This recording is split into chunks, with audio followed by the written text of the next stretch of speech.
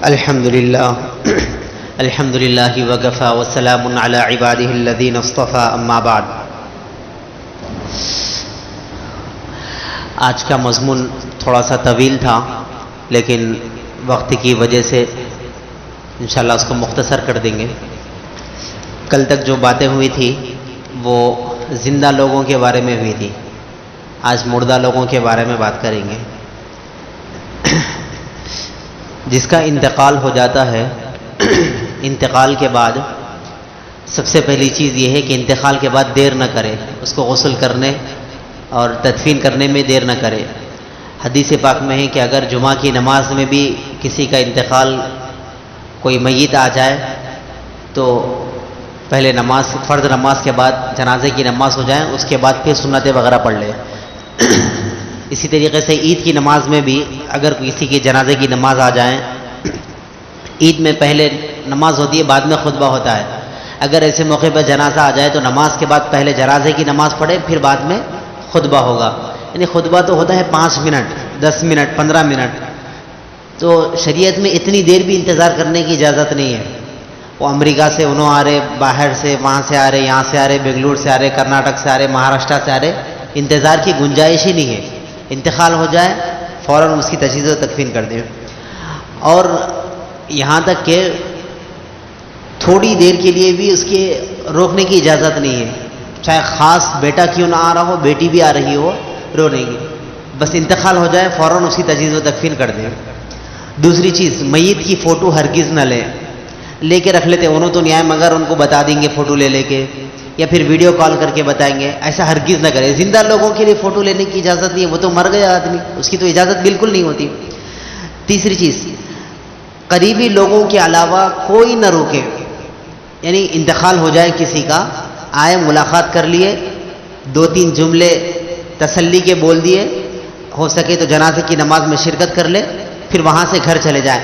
پھر دوبارہ جو اس کا انتقال ہوگا اس کے گھر جانا، پھر تعزیتی کچھ بات کہنا، پھر رہنا، وہاں پر کھانا کرنا، کچھ اجازت نہیں ہے۔ اگر بہت قریبی لوگ ہیں، جیسے باپ کا انتقال ہوگا، بیٹا ہے کہیں دور رہتا تھا وہ آیا ہوا ہے، یا پھر کوئی اور رشتہ دار جو قریبی ہے وہ رہ سکتے ہیں، اس کے علاوہ کسی کو پھر دوبارہ گھر جانے کی اجازت نہیں ہے، وہ اپنے وہاں سے رخصت ہو جائیں۔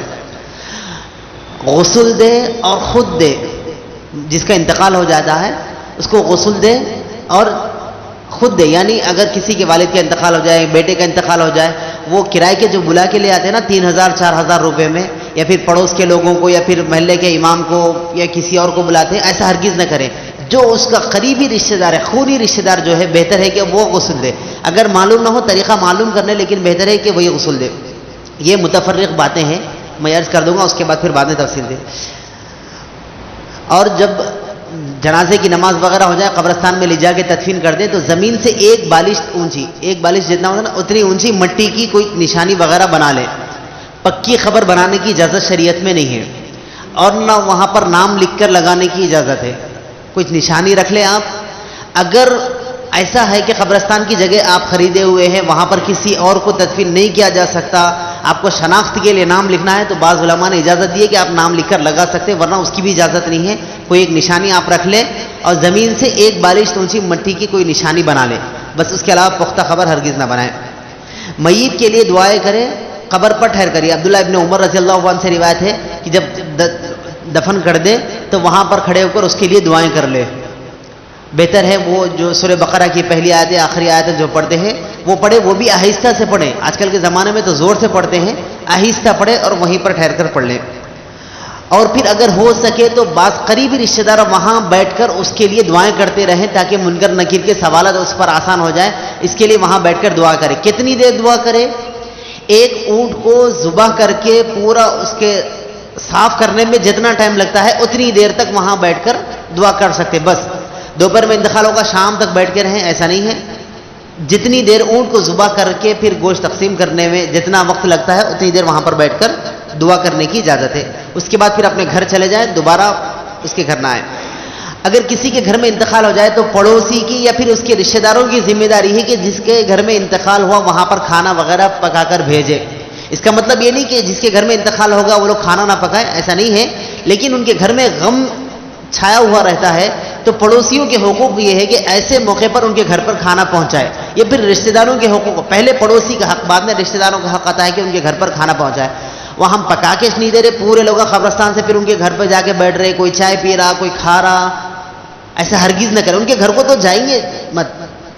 پڑوسیوں کی ذمہ داری کہ کھانا وہاں پر پہنچائے. قرآن خوانی شریعت میں کہیں بھی ثابت نہیں ہے.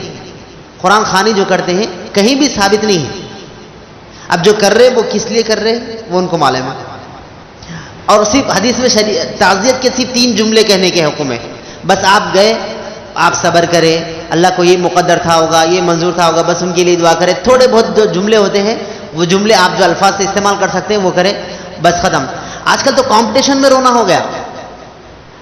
اب وہ اچھا خاصا باہر سے کوئی آ رہے تو پلین میں بیٹھ کے آ رہے انہوں، اچھا خاصا پلین میں بیٹھے، وہاں سے کیب میں آئے، گھر کو آئے، جیسے قریب دکھتے آ بول کر رونا شروع کر دیے. پھر تھوڑی دیر کے خاموش بیٹھ گئے. پھر کوئی آیا تو ارے میرے بابا چلے گئے، پھر رونا شروع کرے، پھر خاموش بیٹھ گئے. یہ کوئی رونا ہے؟ یہ مذاق بن جاتا ہے اس کا. تو اس لیے ہرگز صرف 2-3 جملوں کے علاوہ کوئی رونا ہی نہیں.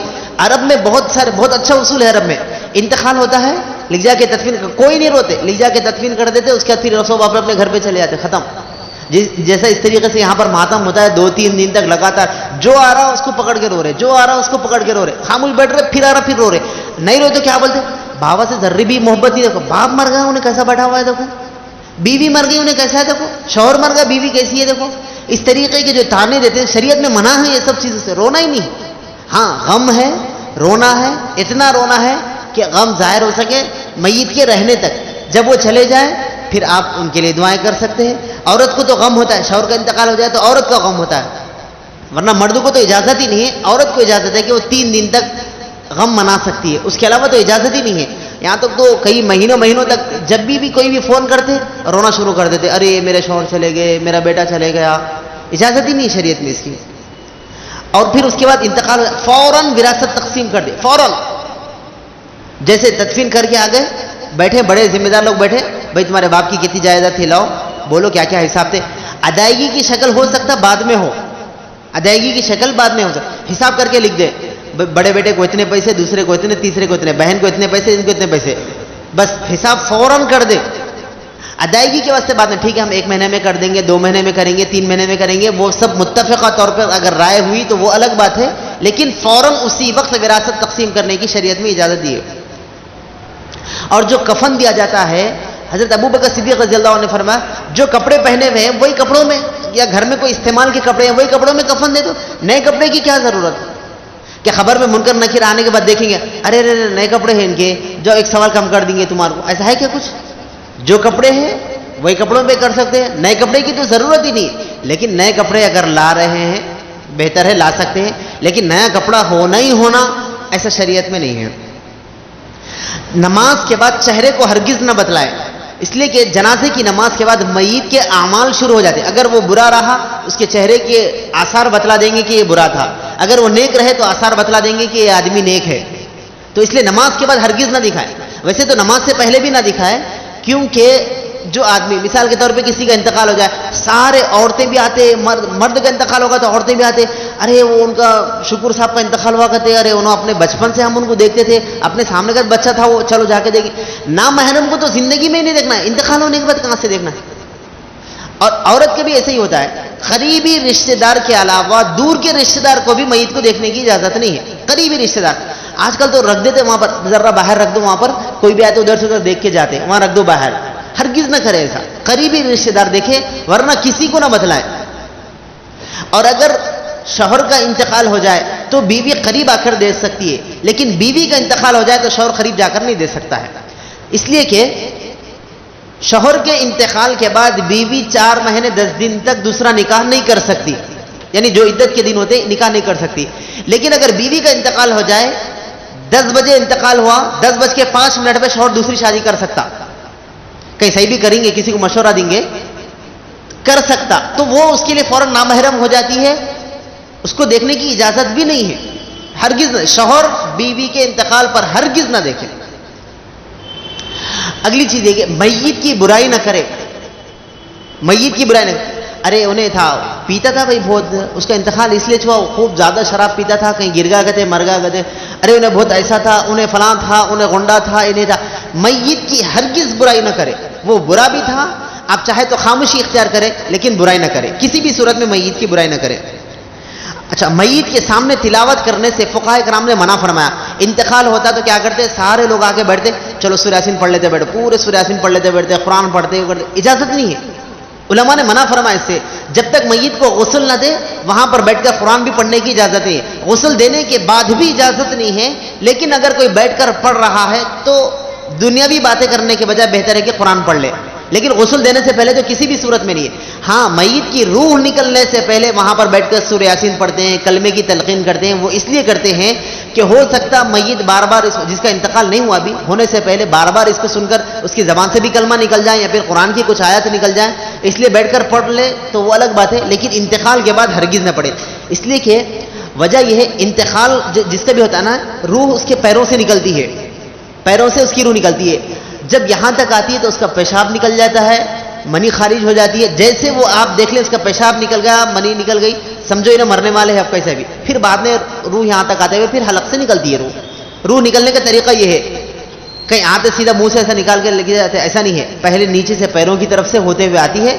جب یہاں سے جسم سے جان ختم ہو جاتی ہے تو اعضاء جب ڈھیلے پڑ جاتے ہیں, آدمی کا پیشاب نکل جاتا ہے, پاخانہ نکل جاتا ہے, منی نکل جاتی ہے, ساری چیزیں ختم ہو جاتی ہے. پھر اس کے بعد آہستہ آہستہ ہوتے ہوئے اوپر تک آتی ہے. اس کے بعد پھر بعد میں حلق سے یا پھر گلے سے اس کی سانس نکل جاتی ہے. تو اس لیے جو ہے نا وہاں پر وہ ناپاک میت ہوتی ہے, وہاں پر بیٹھ کر غسل دینے سے پہلے ہرگز کوئی قرآن کریم کی تلاوت نہ کرے. اور قبرستان جانے کے لیے چاہے کتنی بھی دور ہو, کتنی بھی دور ہو, پیدل جائیں, یہ زیادہ بہتر ہے بغیر شرعی عذر کے. یعنی مثال کے طور پہ بارش خوب ہو رہی, آپ پیدل نہیں جا سکتے, دھوپ بہت تیز ہے, آپ پیدل نہیں جا سکتے, بہتر ہے آپ کسی سواری پر لے کے جائیں, وہ الگ بات ہے. شرعی عذر یہ ہے, ورنہ کسی بھی موقع پر کسی بھی صورت میں اجازت نہیں ہے کہ میت کو سواری پر لے کر. آج کل کیا ہوا, سہولت بن گئی ہے, وہ گاڑیوں میں لا رہے, ایچر میں رکھ رہے, لے کے بھیج دے رہے, انہوں گاڑیوں میں جا رہے, انہوں گاڑی. اگر کوئی میت کے پیچھے ایک قدم بھی چلے, ایک قدم پر ایک کبیرہ گناہ معاف ہوں گے اور ایک قیرات کے برابر اس کو ثواب ملے گا. صحابہ نے پوچھا قیرات کسے کہتے ہیں, فرمایا احد پہاڑ کے برابر اس کو ثواب ملے گا. احد پہاڑ کتنا بڑا ہے, 13 کلومیٹر لمبا ہے. 13 کلومیٹر لمبا جو احد پہاڑ ہے, جو لوگ حج کے لیے عمرے کے لیے جا کر آئے ان کو معلوم ہے, 13 کلومیٹر لمبا جتنا پہاڑ ہے اتنے بڑے پہاڑ کے برابر ثواب ملا گا ایک ایک قدم میت کے پیچھے چلنے سے. اور کبیرہ گناہ معاف ہوں گے, وہ کبیرہ گناہ جس نے اس نے زندگی میں کیا تھا. اور پھر میت کو کندھا دینے کی وجہ سے ہو سکتا آپ کی وجہ سے میت کی مغفرت ہو جائے. اگر آپ نیک رہے تو میت کی مغفرت ہو جائے, اگر میت نیک رہے تو آپ کی مغفرت ہو جائے. یہ ثواب ہے میت کے پیچھے کندھا دے کر جانے کا. یہ سواری کا جو انتظام ہے نا, اس کو بالکل ختم کر دے, ہرگز سواری پر نہ جائے. 20-25 کلومیٹر کے اندر 20-25 تو آرام سے پیدل چل سکتے ہیں, مجبوری میں نہیں چلتا آدمی. لاک ڈاؤن میں تو جب گاڑیاں نہیں چل رہے تھے لوگ 50-50 کلومیٹر پیدل چلے گئے, وہاں پر مجبوری تھی. اب انتقال کے ٹائم پہ کئی 50-100 آدمی ہوتے ہیں, آرام سے جا سکتے ہیں, آرام سے جائیں. واپسی میں سواری کے لیے آئے, لیکن جاتے وقت اہتمام کرے اس بات کا. اب بھی سے وصیت کر دے اپنے اولاد کو کہ میں مر جاؤں تو اس طریقے سے کرنا ہے. اب جو ہے نا نماز کا طریقہ, جب نماز ہوتی ہے نا, میت کو یہاں جہاں پر ٹھہرا کر کے رکھتے ہیں, سینے کی طرف امام ٹھہرتے ہیں, یا سینے کے پاس, سینے کے قریب میں امام ٹھہرتے ہیں اور نماز پڑھتے ہیں. ہم کو نماز پڑھنا ہے تو کیا نیت کرنا ہے, میں جنازے کی نماز پڑھتا ہوں 4 زائد تکبیروں کے اس امام کے پیچھے, واسطے اللہ کے رخ میرا کعبہ شریف کی طرح جو نیت کرتے ہیں وہ نیت کرنا. اس کے بعد پھر رکعت باندھنا, اللہ اکبر, ثنا. اس کے بعد کیا پڑھنا ہے, ثنا پڑھنا, سبحانک اللہم و بحمدک و تبارک اسمک و تعالی جدک. اس کے بعد وجل ثناؤک ولا الہ غیرک. یہ جنازے کی نماز پڑھ رہے آپ, تو جنازے کی نماز میں وجل ثناؤک یہ جملہ اضافہ کرنا ہے. اس کے بعد پھر امام صاحب کہیں گے اللہ اکبر. ہم ہاتھ ویسے ہی بند کے رکھنا ہے, نہ ہاتھ اٹھانا ہے نہ گردن اٹھانا ہے. اکثر لوگ گردن اوپر اٹھا کے نیچے دیکھتے, شاید اوپر سے فرشتے نازل ہوتے یا پھر کیا ہے, نہ اوپر دیکھنا ہے اور نہ پھر ہاتھ اٹھانا ہے. اللہ اکبر. امام صاحب کہیں گے درود شریف پڑھنا ہے, اللہم صلی علی, جیسے نماز میں پڑھتے ہیں اللہم صلی علی محمد وعلی آل محمد کما صلیت علی ابراہیم وعلی آل ابراہیم اللہم بارک علی محمد وعلی آل محمد. یہ یہاں تک پڑھنا ہے, آخر کا نہیں پڑھنا ہے اللہم انی ظلمت نفسی, وہ نہیں پڑھنا ہے. بس یہ 2 پڑھ لیا. اس کے بعد پھر امام صاحب کہیں گے اللہ اکبر. کون سی تکبیر ہے یہ, تیسری تکبیر. تیسری تکبیر کے بعد میت کے لیے دعا پڑھنا ہے. اگر بالغ مرد اور عورت ہے تو ایک ہی دعا ہے, ایک ہی دعا ہے. اگر بچہ رہا تو الگ دعا ہے، نابالغ بچہ رہا تو الگ دعا ہے، نابالغ بچی رہے تو الگ دعا ہے. وہ دعا بھی بہت بڑی ہے، وقت نہیں ہے تو انشاءاللہ میں وہ بھی سنا دیتا تھا. اللہم اغفر لحینا ومیتنا وشاہدنا وغائبنا وصغیرنا وکبیرنا وذکرنا وانثانا اللہم من احییتہ منا فاحیی علی الاسلام ومن توفیتہ منا فتوفہ علی الایمان. یہ مرد کے لیے، عورت کے لیے، دو کے لیے ایک ہی ہے. اللہم اجعلہ لنا فرطا واجعلہ لنا اجرا وذخرا واجعلہ لنا شافعا ومشفعا. یہ بچے کے لیے ہے. اللہم اجعلہا لنا فرطا واجعلہا لنا اجرا وذخرا واجعلہا لنا شافعا ومشفعا. یہ بچی کے لیے ہے. آپ دعا یاد کریں، لازم سمجھ کر یاد کریں. زندگی میں ایک مرتبہ باپ کی نماز پڑھتے ہیں، بھائی کی نماز، رشتہ داروں کی نماز پڑھتے ہیں، اس میں بھی ربنا آتینا پڑھتے ہیں. ارے ہم سے بدبخت کوئی انسان اگر ہے تو پھر کون ہے؟ اس لیے دعا یاد کریں، لازم سمجھ کر یاد کریں. پھر اس کے بعد تیسری تکبیر امام صاحب کہتے ہیں اللہ اکبر. ہم بھی اللہ اکبر کہیں، دائیں طرف بائیں طرف سلام پھیر دیں، اس کے بعد لے کر چلے جائیں. بس اتنا ہی نماز کا طریقہ، اور نماز کے اس کے علاوہ کوئی دوسری چیز نہیں ہے. اچھا، اس کے علاوہ میت کو غسل دینے کے بارے میں پہلی بات یہ ہے کہ میت کو جو کفن دیتے ہیں، مرد کے لیے 3 کپڑے ہیں اور عورت کے لیے 5 کپڑے ہیں.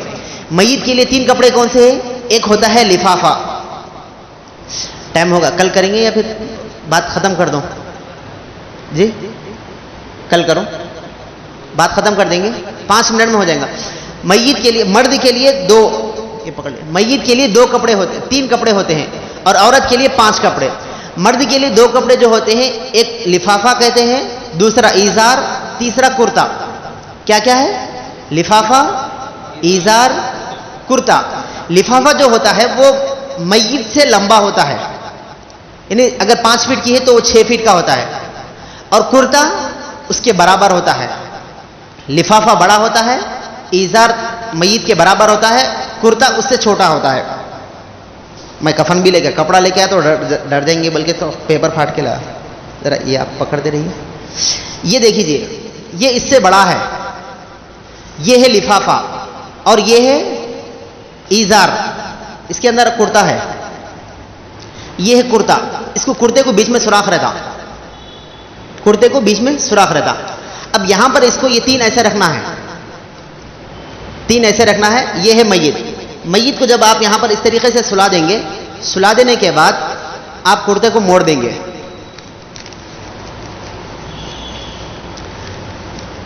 اس طریقے سے کرتا موڑ دیے. اب یہاں پر موڑنے کے بعد اس کا دایاں حصہ، بایاں حصہ، یعنی میت کا دایاں ہاتھ بھی رہتا، بایاں ہاتھ بھی رہتا نا. اگر ادھر کا رائٹ ہینڈ ہے، ادھر کا لیفٹ ہے، تو لیفٹ ہینڈ سے پہلے رائٹ ہینڈ کی طرف موڑ دیں گے، لیفٹ ہینڈ سے رائٹ ہینڈ کی طرف، پھر رائٹ ہینڈ سے لیفٹ کی طرف. جب اس طریقے سے موڑ دیں گے، میت باہر نکل گئی. جب اس طریقے سے موڑ دیں گے آپ، یہ اس طریقے کا بن جائے گا، اس طریقے کا بن جائے گا. پھر اس کے بعد اوپر کا جو لفافہ ہوتا ہے، اس کو ادھر سے موڑے، اس کو ادھر سے موڑ دیں. 3 اس میں ڈوری ہوتی ہے، ایک نیچے باندھے، ایک یہاں پر باندھے، ایک یہاں پر. یہ اس لیے باندھنا ہوتا ہے کہ یہ جو اوپر کا لفافہ ہوتا ہے یہ کھل جاتا ہے، اس لیے بہتر ہے کہ یہ تینوں کو باندھے. ورنہ اگر کوئی نہ باندھے، صرف خالی اس طریقے کا بھی موڑ دے تو بہتر ہے، لیکن اس طریقے کا باندھنا زیادہ بہتر ہے. یہ مرد کا ہے. عورت کا بھی سیم ایسے ہی ہوتا ہے. لفافہ ہوتا ہے، اس کے بعد ایزار ہوتا ہے، اس کے بعد کرتا ہوتا ہے. کرتے کے بعد ایک ہوتا ہے سینہ بند، یہ جو اس طریقے کا جتنا تھا نا، اس کے بعد ایک ہوتا ہے سینہ بند. یہ سینہ بند کپڑا عورت کے بغل سے لے کر ناف تک ہوتا ہے یا پھر ران تک ہوتا ہے. اس کو کیا کرنا ہے؟ کرتا پہنانے کے بعد اس کے اوپر رکھ دینا ہے. کرتا پہنانے کے بعد اس طریقے سے اوپر رکھ دینا ہے. اور ایک جو ہوتا ہے وہ دوپٹہ ہوتا ہے، جس کو اوڑھنی کہتے ہیں. یہ ہوتا ہے عورت کے بالوں کو 2 طرف نکالتے ہیں. حضرت عائشہ رضی اللہ عنہا سے روایت ہے کہ وہ 3 طرف نکالنا ہے، لیکن بعض علماء نے فرمایا کہ 2 طرف نکالیں. ادھر کے بال ایک طرف نکالیں، ادھر کے بال ایک طرف نکالیں، نکال کے دونوں طرف کے بالوں کو سینے پر رکھیں. اور یہ جو اوڑھنی ہوتی ہے، دوپٹہ ہوتا ہے، اس کو سر کے اوپر رکھ کر پھر جیسے اس طریقے سے سر کے اوپر لگ کر لا کر سینے پر رکھ دیں. سمجھے بات؟ عورت کے لیے کیا ہے؟ پہلے لفافہ بچھا دیں، اس کے اوپر ایزار بچھا دیں، اس کے اوپر کرتا رکھ دیں، اس کے اوپر میت کو لٹا دیں، پھر سینہ بند جو ہوتا ہے یعنی بغل سے لے کر ران تک جو کپڑا ہوتا ہے وہ رکھ دیں. اس کے بعد پھر اوڑھنی کے ذریعے سے باندھ دیں. پھر ویسے جیسے جس طریقے سے مرد کو لپٹنا ہے ایسے ہی لپٹ دیں، اوپر 3 طرف باندھ دیں. یہ عورت کا ہے. عورت کو 5 کپڑوں میں اور مرد کو 3 کپڑوں. کوئی مشکل نہیں ہے، آسان ہے. لیکن ڈر کی وجہ سے یا پھر کیا ہوتا ہے کہ نہیں سمجھ میں آیا تو پھر کیسا ہوگا، صحیح ہوتا ہوں گا یا نہیں ہوتا ہوں گا، ایسا ڈر کے ہم لوگ نہیں کرتے. لیکن یہ جب تک، یہ تو خیر میں آسانی سے بتا دیا، جب تک پریکٹیکل طور پر ہم کہیں کھڑے کر نہ دیکھیں یا پھر کسی سے صحیح طور پر سیکھے نا، اب یہ تو صحیح بتانے نہیں آیا، لیکن جب تک صحیح سیکھے نہیں ہم کو نہیں آتا، سیکھنا ضروری ہے. اب غسل کا طریقہ، غسل کا طریقہ بھی کوئی مشکل نہیں ہے. میت کو لٹا دیں، کپڑے جو پہنے ہوئے رہتے ہیں اس کو کہیں گنیاں کھول کے نکالیں گے، ایسا نہیں میت کے کپڑے کٹ کر کے نکال دیں، اس کو تکلیف ہوتی ہے. میت سارے چیزیں محسوس بھی کرتا ہے، اس کے جسم پر مکھی بیٹھے تو پہاڑ کے برابر وزن پڑ جاتا ہے، تو اس لیے میت کے کپڑوں کو نکالنے میں تکلیف نہ دیں، کھینچی سے کٹ کر کے کپڑے نکال دیں. پھر اس کے بعد میت کے پیٹ پر ہاتھ رکھ کر تھوڑا سا گردن کی طرف سے اٹھائیں تاکہ اگر کوئی غلاظت پیٹ میں رہے تو وہ نکل جا سکتی ہے. اس کو پہلے بھی کر سکتے ہیں، بعد میں بھی کر سکتے ہیں. میت کو غسل دے. غسل کیسا دے؟ غسل میں کتنے فرض ہیں؟ کون سے کون سے؟ کلی کرنا، ناک میں پانی ڈالنا، اور چہرہ دھونا، دونوں ہاتھ دھونا، دونوں پیر دھونا، یہ وضو میں فرض ہے نا. اس میں بھی ویسے ہی ہے. میت کو اب کلی تو نہیں کرا سکتے، وہ کفن کے جو کپڑے آتے ہیں نا اس میں کپڑا رہتا، چھوٹا سا کپڑا ہاتھ میں لے لے، اس کپڑا گیلا کرے، میت کے دانت تھوڑا سا جبڑے ہٹا کر اندر اس کے دانت صاف کر دے. اگر کپڑا نہ رہے تو گھر سے کوئی کپڑا لے دیں یا پھر روئی وغیرہ بھی لے سکتے، اس کو گیلی کر کے دو طرف صاف کر دے. اب ناک میں پانی تو نہیں ڈال سکتے، پانی ڈالے تو پھر واپس نہیں آتا، ویسے ہی کپڑا کچا دوسرا کپڑا لے لے، اس کو بھی گیلا کرے یا پھر روئی وغیرہ لے لے، ناک میں بھی اندر تک دو طرف پانی پہنچا دے. یہ ہو گیا. پھر دونوں ہاتھ بھی ویسے ہی پانی ڈال دیں، دونوں ہاتھوں کے اوپر بھی، یعنی دونوں ہاتھ دھو رہے جس طریقے سے وضو میں فرض ہے اس طریقے سے دھو دے. اس کے بعد کیا کرے؟ کان کے سوراخ کو بند کر دے، روئی لگا کر، یا پر یہاں پر، ناک پر، اگر منہ کھلا ہے کسی کا تو منہ پر، یہ 3 سوراخ بند کر دیں. اس کے بعد پورے جسم پر پانی بہائیں. اچھا، پانی جو بہاتے ہیں بیر کے پتوں سے اس لیے بہاتے ہیں، نیم گرم پانی. اچھا یاد رکھیں، میت کو جو غسل دیتے ہیں وہ نیم گرم پانی سے دینا زیادہ افضل ہے. آج کل تو پانی گرم دیتے ہیں لیکن بہت زیادہ گرم دیتے ہیں، یا پھر ٹھنڈا پانی دیتے ہیں. نیم گرم یعنی تھوڑا کم کنکنا پانی دینا، اور بہتر ہے بیری کے پتوں سے دے. اگر بیری کے پتے نہیں تو صابن سے رگڑ کر بھی آپ دھو سکتے ہیں. اور گل خیرو یا صابن اس زمانے میں دیتے تھے، گل خیرو بلکہ ایک نام سے کچھ شاید اس وقت آتا تھا ہوگا، اس سے دیتے تھے، یا پھر صابن سے آپ پورے جسم کو دھو دے سکتے، پورے جسم کو دھو دیں. میت کو دائیں کروٹ پر لٹائے، یعنی سیدھے طرف 3 مرتبہ پانی ڈالے، پھر ادھر پلٹائے، بائیں طرف 3 مرتبہ پانی ڈالے. یہ میت کا غسل ہو گیا. اگر آپ پہلے اس کی غلاظت صاف نہیں کرے تھے تو اب کیا کریں؟ اس کے پیٹ پر تھوڑا سا ہاتھ رکھ کر دبائے اور میت کو سر کی طرف سے اٹھائے. جب ایسا جھکے گا تو خود بخود اس کی جو غلاظت رہے گی وہ نکل جائے گی. پھر آپ پانی بہائے. جو تخت پر لٹاتے ہیں اس کے بیچ میں سوراخ بھی ہوتا ہے، اگر نہیں بھی ہے سوراخ تو پانی بہانے سے وہ اگر غلاظت رہی تو نکل جاتی ہے. پھر دوبارہ وضو کرانے کی ضرورت نہیں ہے کیونکہ آپ وضو کرا دیے ہیں. پہلے صاف کرانا تھا، اگر نہیں کرائے تو کوئی بات نہیں، بعد میں بھی کرا سکتے آپ، لیکن دوبارہ پھر اس کو صاف کرانے کی، وضو کرانے کی، غسل کرانے کی ضرورت نہیں. اتنا آسان ہے. آسان ہے، غسل کرانا بھی آسان ہے، اس کے بعد پھر یہ جو کام کرنا ہی آسان ہے. اس کے علاوہ جتنی بھی چیزیں ہیں وہ غیر مفتی بولے سو چیزیں ہیں. وہ کپڑے کے اوپر عطر لگاؤ، پھر یہ کرو، دھواں دیو، اگربتی لگاؤ، پھر یہ کرو، وہ کرو، فلاں کرو، یہ سب ساری چیزیں غیر مفتی لوگوں کی. تو اس لیے اس کے اوپر کوئی توجہ نہ دے. جتنی چیز میں آپ کو بتا دیا ہوں بس اس طریقے سے غسل کرائے، اور جس طریقے سے کفن پہنانے کا طریقہ ہے اس طریقے سے پہنائے، نماز پڑھائیں، لے جا کے تدفین کر دے. اس کے بعد ختم. ان کے اعمال ان کے ساتھ، انہوں کون کی، ہم کون کی، ختم. کوئی اس بارے میں تذکرہ نہیں، تبصرہ نہیں، بس چھوڑ دے. بہت آسان طریقہ ہے. اللہ ہم سب کو سیکھنے کی توفیق عطا فرمائے، اور اپنے اعزہ اور اقربا میں خاص کر ہم کوشش کریں کہ ہمارے رشتہ داروں میں ہم خود کر لیں، وہ لوگوں کو بلا کر نہ لائیں. کیونکہ ایک مرتبہ آخر وقت میں والدین کی خدمت کرنے کا، رشتہ داروں کی خدمت کرنے کا موقع ملتا ہے، وہ بھی ہم کسی اور سے کرانے لگائے پیسوں کی بنیاد پر، یہ بالکل درست نہیں ہے. اس کے علاوہ بھی جتنے لوگوں کے بھی فتوے ہیں کسی فتوے پر توجہ نہ دیں، سب غیر ذمہ داری باتیں. اللہ ہم سب کو عمل کی توفیق عطا فرمائے. وآخر دعوانا الحمدللہ رب العالمین.